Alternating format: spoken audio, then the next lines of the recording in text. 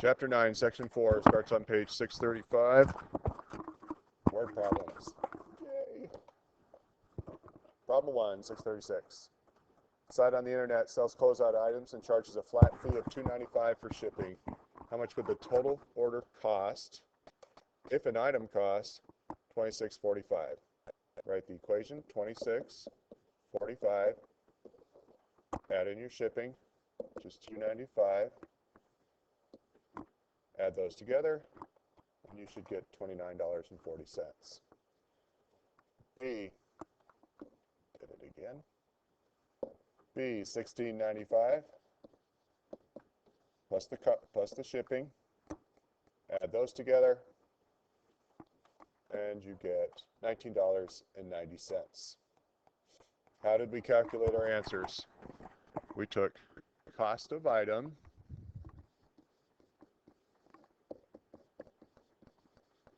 plus shipping.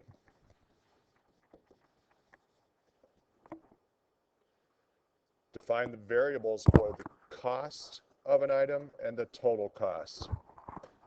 Choose X equals cost of item. Y, we're just going to use Y equals, that's the total cost.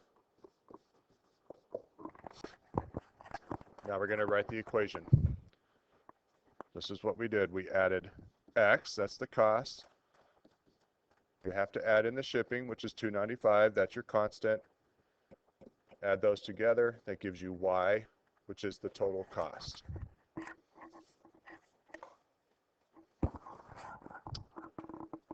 Okay. Write your equation down here. X plus $2.95 equals Y. Use your equation to calculate the total cost of an order given the item cost. All of these are X. 3 different problems. So you just plug it in. 100 plus $2.95 equals $102.95. $45.20. Add in the shipping.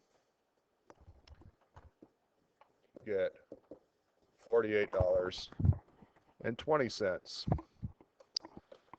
Last one, $67.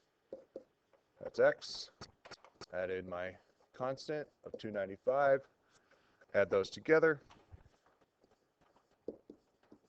$70.08. Next page. You're going to use your equation to calculate the cost of an item given the total cost. Check to see if the value of your solution maintains balance. Both sides have to equal. So this time, they give us Y. We're using this equation that we came up with, X plus $2.95 equals Y. That's Y, that's the total cost. So X plus $2.95 equals $125. I need to get the X by itself. You do the inverse operation. To do that, I subtract $2.95 from both sides.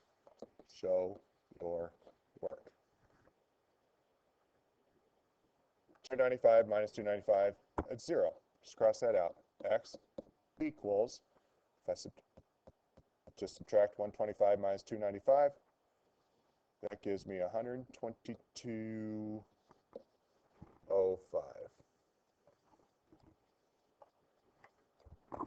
Now we're not done with this because we have to do the check.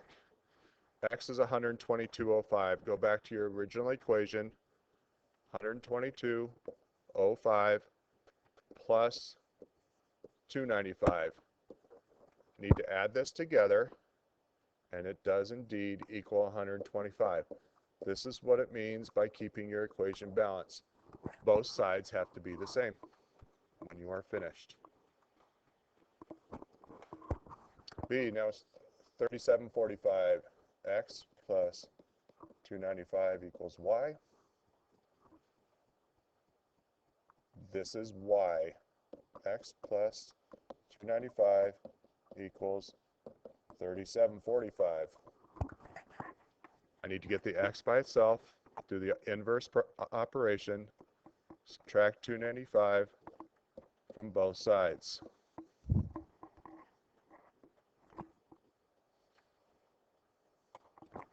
Those cross out because it's 0. 295 minus 295 is 0. All you're left with on the left-hand side is x.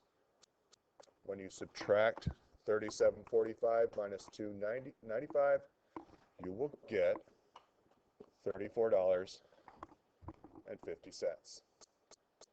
Check it. Plug in 34.50 plus 295. Add those together, check your work, and you will get 37.45 equals 37.45. One more.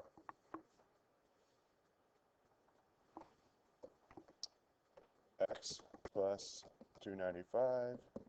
This time it equals. All right, x plus 295 equals y. This is y. X plus 295 equals $7.67. I need to subtract 295 from both sides. Show your work. Those cross out because it's 0. We're keeping the equation balanced. All I have left over here is x. When I subtract these two, I get $4.72. Go back to the original equation. $4.72 plus 295, and that indeed does equal 767. I didn't write it. Let me try that again. 767. So both sides are balanced. Now we're going to take all of our items, all of the answers that we did, and we're going to organize it into this chart. Here's your cost of an item.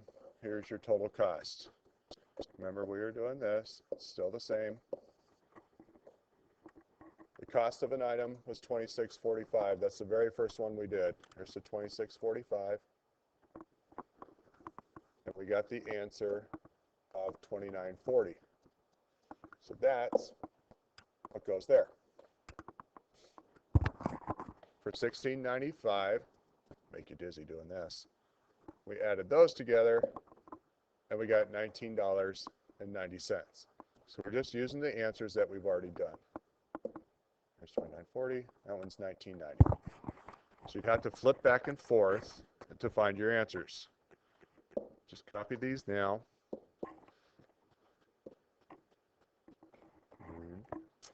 So those are the total cost. Then we found the cost of the items. Were those? On your chart, we did this last chapter. Well, we didn't do that last chapter. Well, I did. You didn't. Let's try that again.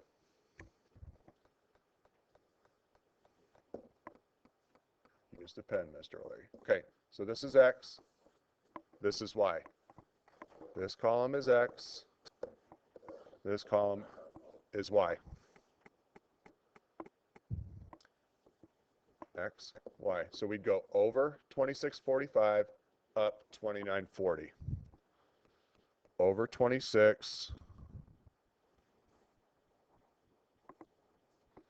Let me get this lined up again. Over 26, up 29. Okay? So when you're done, you're going to have these points on your graph. This is what your graph would look like. Now they always ask, does it make sense to connect points on this graph? It would, because you can have $15 for a cost of item. You could have $8. So this graph would be connected. And that's the last question usually asked. So that is using linear equations, and you take your answers, put them in a chart, and then we'll graph it. That's what you're going to be doing for problem 2. Work through this problem. It's going to take a while, but you can do it.